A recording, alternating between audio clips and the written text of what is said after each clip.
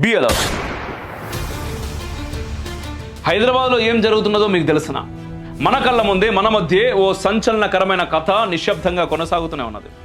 ఇది ఏ సినిమా కథ కాదు, నిజంగా జరిగిన వాస్తవం. 1990లో పాకిస్తాన్కి చెందిన ఒక మహిళ తన 2 కొడుకులు 1 కూతురుతో కలిసి మెడికల్ ట్రీట్మెంట్ పేరుతో భారత్లో అడుగుపెట్టింది. ఆ తర్వాత క్రమంగా ఇక్కడే స్థిరపడిపోయింది. ఆధార్ కార్డు, పాన్ కార్డు, పౌరసత్వం, మనకున్న అన్ని సౌకర్యాలను మన సిస్టమ్ని ఉపయోగించుకొని సంపాదించేసింది. ఏమంటారు మీరు? మనమే ఇచ్చిన పౌరసత్వం, మనమే ఇచ్చిన ఆధార్తో వాళ్ళు మన దేశంలోనే మనలాగే జీవిస్తున్నారు అని. కానీ అసలు కథ ఎక్కడ మొదలైందో తెలుసా? ఆమె పెద్ద కొడుకు ఫర్హాద్ అఖిల్ ఫేక్ డాక్యుమెంట్లతో డిగ్రీ చదివినట్టు చూపించి మన దగ్గరే ఓ హిందూ అమ్మాయిని పెళ్లి చేసుకున్నాడు. తాను పాకిస్తాన్ వాడినని, ముస్లింలని దాచేసి ఇంతకాలం మన మధ్య ఉన్నాడు. ఇదే కథ రెండో కొడుకు బిలాల్ అఖిల్ కూడా.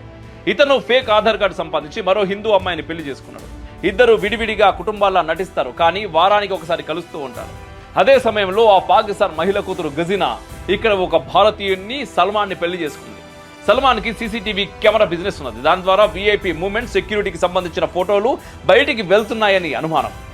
మరి వీళ్ళంతా తరచుగా ఎయిర్పోర్ట్కి వెళ్ళి ఎవరినో రిసీవ్ చేసుకోవడం, పాకిస్తాన్ ఎంబసీతో టచ్లో ఉండటం, ఈ వ్యవహారాల వెనుక అసలు మిస్టరీ ఏంటో, ఎవరికి సమాచారం ఇస్తున్నారో ఇప్పుడు అధికారులు దర్యాప్తు మొదలైంది.